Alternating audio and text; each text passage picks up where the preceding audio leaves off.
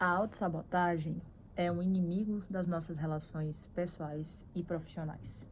Mas é importante dizer que ninguém se autossabota conscientemente.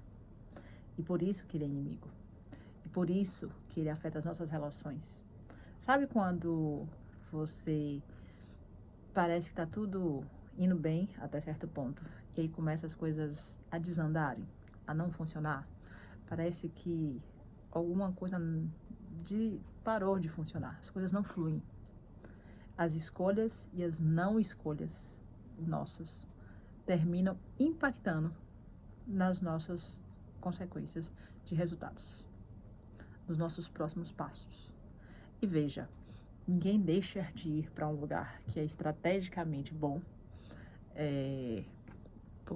profissionalmente, ou ninguém deixa de sair para se divertir com pessoas que ela gosta, simplesmente porque ela não quer. Existe uma crença, existe algo que está dentro dela que leva a esse movimento de se recluir, de se recusar a ir, de não se movimentar, de paralisar, de não fazer o que precisa ser feito ou de não fazer aquilo que de fato vai levar.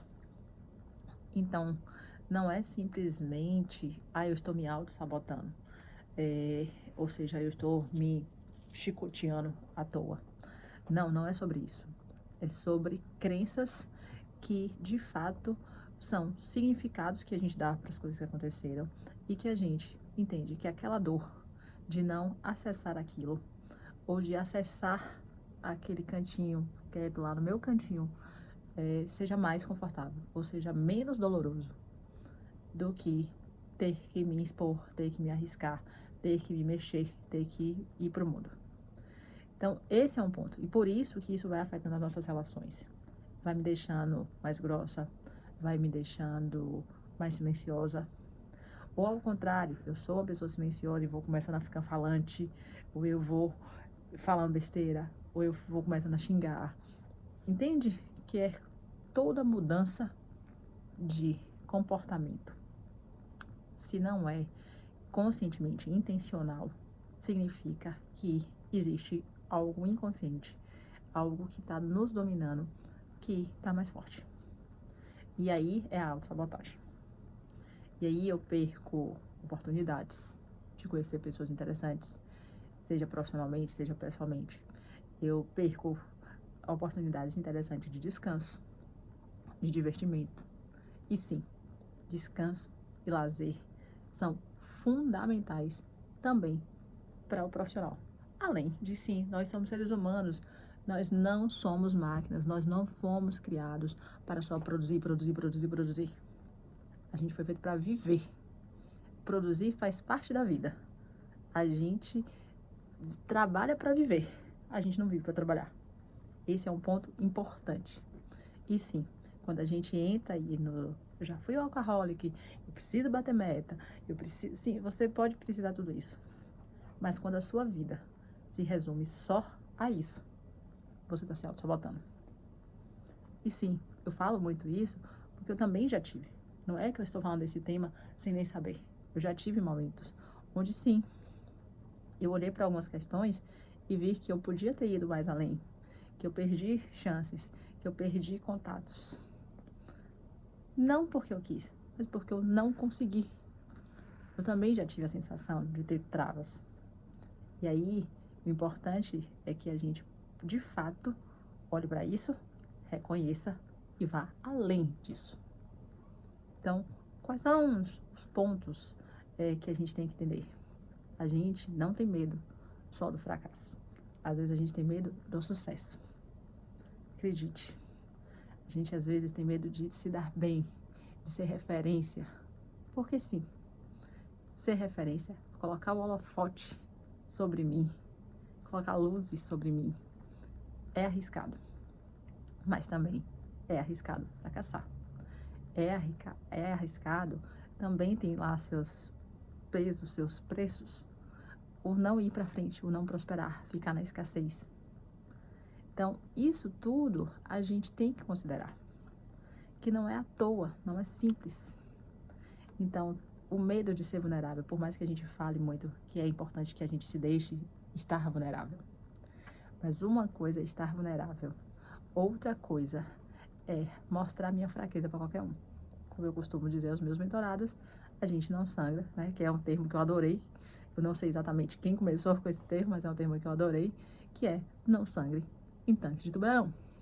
Não é para qualquer pessoa que eu vou falar das minhas fraquezas, mas eu também não preciso me fazer de forte o tempo inteiro.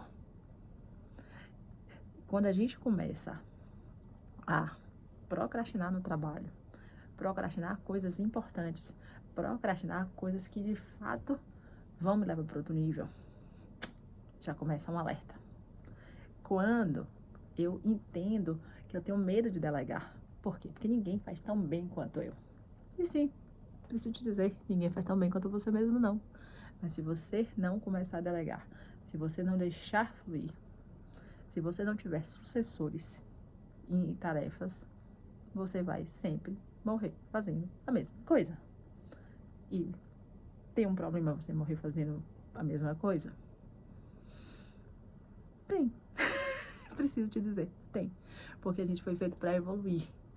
Então não significa que porque eu não estou fazendo, eu não saiba. Não vou deixar de saber fazer. Mas eu não preciso me limitar a fazer só aquele tipo de tarefa. Eu posso aprender, eu posso expandir. E eu posso, inclusive, ensinar. Porque quando eu ensino, eu reforço o meu aprendizado. Outro ponto difícil é a gente receber feedbacks sinceros. Não estou falando crítica construtiva de quem não construiu nada. Não é sobre isso. Estou falando de feedbacks. Pessoas que vão me dizer coisas boas sobre mim e coisas não tão boas assim. Coisas que eu preciso ouvir para me melhorar.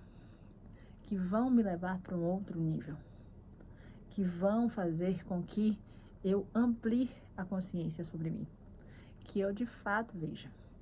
Então, coisas que se eu estiver trabalhando meu autoconhecimento, eu até já sei, já desconfio que é isso, mas eu não estou vendo como talvez isso está se transformando em comportamento.